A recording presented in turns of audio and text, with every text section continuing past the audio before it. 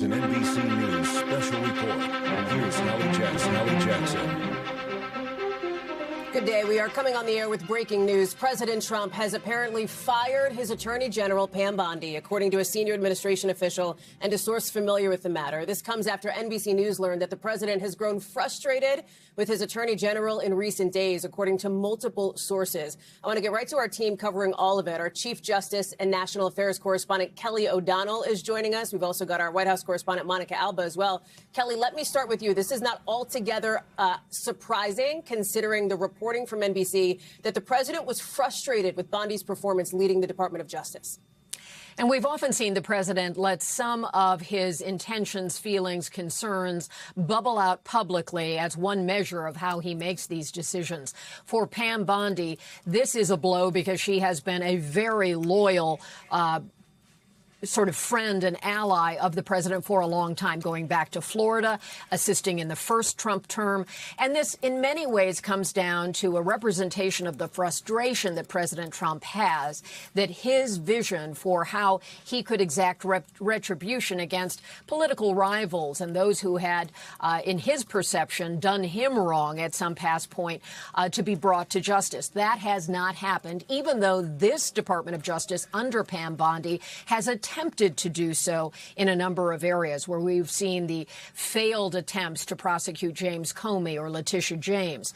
Then there's the broader issue of the Epstein files. There was a moment where Pam Bondi, who in the journey of her time as Attorney General has been both loyal but has also committed some self-inflicted errors. She talked about having the so-called Epstein list on her desk, and that never materialized. She had led people to believe there would be more coming on Epstein. And then initially last summer, the Department of Justice said the files would be closed. There was no action to be taken.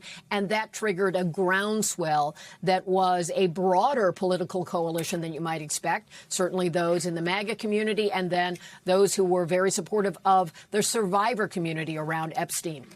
Hallie, you've talked to a number of those survivors, and there was a political engine that developed around them, bringing it to a point where Congress required the Department of Justice to produce those files. They have done so, but only in a limited way. It has not been the full set of files. So Pam Bondi has not been able to insulate the president from some of the criticism related to the Epstein ordeal. She has not been able to deliver on some of his desired prosecutions, and that frustration has apparently bubbled up. All the ways in which she has been loyal were certainly put in a back seat, and she was in the seat with him yesterday, going in the beast, as it's known, the presidential limousine, to the Supreme Court to listen to one of the key ideas of his time in office, which is birthright citizenship that he wants to challenge.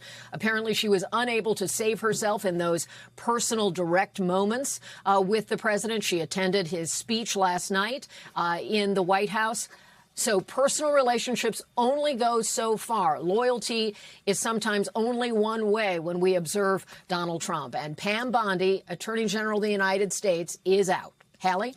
As we're looking at some of these images, Kelly, that video of the apparently now former Attorney General being seen with President Trump as he visited the Supreme Court yesterday. Let me bring in Monica Alba now. So the question is, who takes her place? This is an incredibly prominent cabinet position. It's critically important to the functioning of the Trump administration.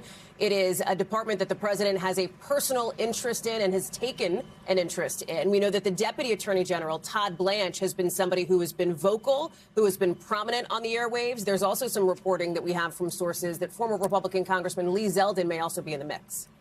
Yeah, and of course, he is already in the cabinet, Lee Zeldin, Hallie, that you referenced there as the EPA administrator. So he is somebody who could be potentially tapped for that. But it does appear now that the president spoke by phone with another outlet and seemed to confirm that Todd Blanche, the Deputy Attorney General, would now take the place of interim Attorney General, at least at this moment, while they do figure out this transition and before they do make any potential announcements. It is typical for the president of the United States to be the one that that usually shares some of this information on Truth Social or in some kind of an appearance or announcement, but he has yet to do that. But as Kelly just pointed out, Pam Bondi has been a ubiquitous figure in this White House. She has attended many of the events. She has traveled with the president quite frequently. She's been at his side more than, of course, any other attorney general in recent memory. When you think about the sort of separation between the head of the Department of Justice and a White House and that wall that goes between the two, that is something that was essentially erased in this administration. And the president had Pam Bondi at his side all of the time. And there was a message posted some months ago in which he seemed to and appeared to post what was meant to be a private message that started with the word Pam : and had a directive about actions that he wanted to see her take on when it came to potential indictments for people that he wanted to see happen in a faster way with more of an urgency to it, directing her essentially to really treat that as a top priority. So we know that that frustration had been bubbling since then, and the White House hadn't confirmed that that was something that the president meant to make public, but he did, and we later were able to confirm and report that that was exactly the case. And the president hasn't been shy about that. He has said publicly that he would like to see more cases go forward, and he has expressed that mounting frustration when he feels that that hasn't happened in certain particular cases. So this was a situation in which the president really has resisted a lot of high turnover in his cabinet. Of course, some weeks ago, we did see the DHS secretary, former Secretary Kristi Noem, fired from her position before former senator, now the new DHS Secretary Mark Wayne Mullen, was put into place. And that had been the first actual cabinet secretary that was ousted and then replaced. So Pam Bondi will be the second in a very critical role here, as she has been involved in many of the very urgent matters and situations that the president has been dealing with, from everything on national security to, again, some of these more local and domestic investigations that he wanted her to pursue. And Monica, as you were delivering that report to us, one of our colleagues, Gabe Gutierrez, is reporting that according to a source familiar with the decision, it's Todd Blanche who will step into place as the acting attorney general for now. Again, not unexpected. We will see if that holds potentially for Blanche as a permanent position. Monica Alba, thank you. Kelly O'Donnell, our thanks to you as well. That does it for now for our NBC News special report, but we've got much more ahead on our streaming channel, NBC News Now, online at NBCnews.com, and then more, of course, later tonight on Nightly. I'm Hallie Jackson. Thanks for watching. Talk soon. We thank you for watching, and remember, stay updated on breaking news and top stories on the NBC News app or watch live on our YouTube channel.